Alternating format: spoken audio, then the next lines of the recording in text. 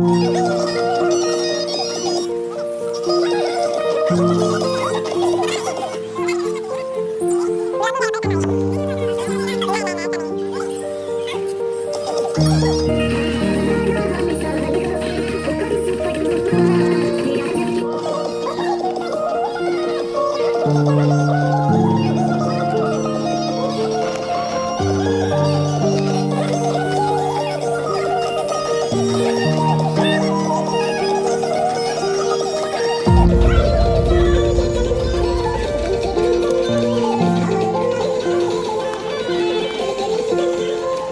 देखिए दोस्तों, ये पूरी टीम हमारी आ रही है और शूटिंग चल रहा है। ये निक्कू भाई देखिए आगे जा रहे हैं, ये आप देख सकते हैं। ये देखिए,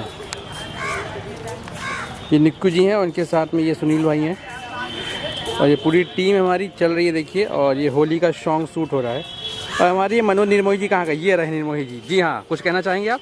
हाँ दोस्तों, मैं यही कहना चाह रहा हूँ कि आज हमारे सॉन्ग का शूटिंग होने जा रहा है। जो 4 दिन 5 दिन पहले हमारा सॉन्ग रिलीज हुआ था, ऑडियो सॉन्ग था, और आज उसका वीडियो होने जा रहा है। बहुत जल्द ही आप लोग के बीच में आने वाला है और आशा करता हूँ कि आप लोग बहुत ज़्यादा प्यार और दुलार दीजिएगा। नमस्कार।